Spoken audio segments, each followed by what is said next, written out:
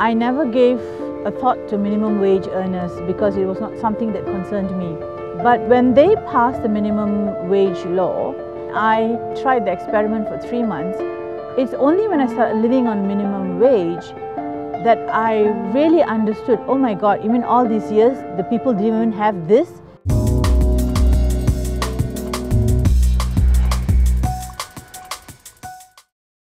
My name is Sharmila Valli Narayanan. I'm a freelance writer, and before that I was a full-time writer for about almost 11 years with the magazine, but I've been freelancing for the last almost 10 years. When they passed the minimum wage law, I lived on minimum wage and tried out how it is. When I lived on minimum wage, which was 900, and I tried the experiment for 3 months, I was lucky because I only looked at my food and my transport. On paper, $30 a day looks very reasonable, but if you break it down, you have to cut down your food. I mean, when you go out and eat, it doesn't exceed 5 ringgit. And if you don't drive, as I don't, you have to rely on public transport. Suddenly $30 does become quite difficult. There are some places where the buses are quite frequent, thank God, if you live in that area.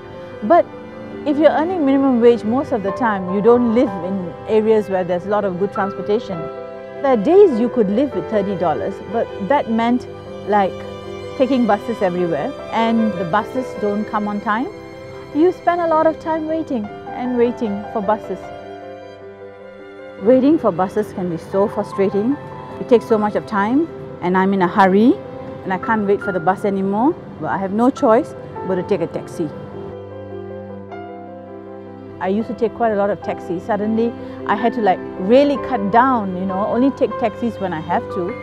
I took a cab from Bangsa to the Bangsa LRT, and it comes out to about just jam, about $6, $7, maybe less. But whatever it is, that's a lot of money, LRT is fine, but getting to the LRT station is not fine.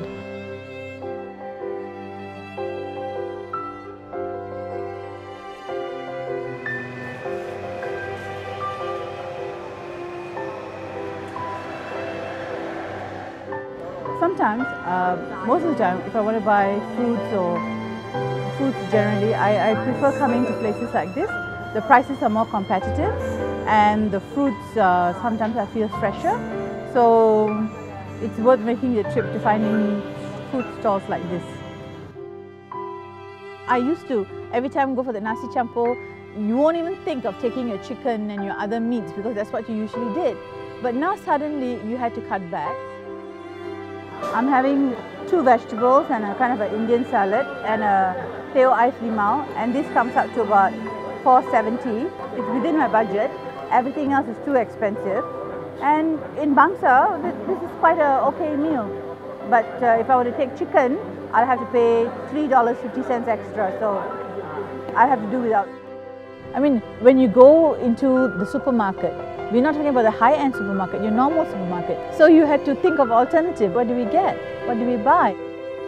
I'm glad I went on that experiment. Although now I don't have to go on the experiment again, I am quite mindful.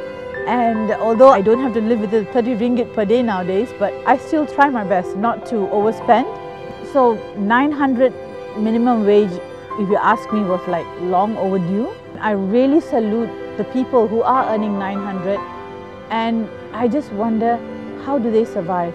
The next time when you see people sweeping the park and all that, when you pass them by, say hello or just a smile, because these people have a very tough life and they work very hard and they have families to bring up. I think we should do more to help these people.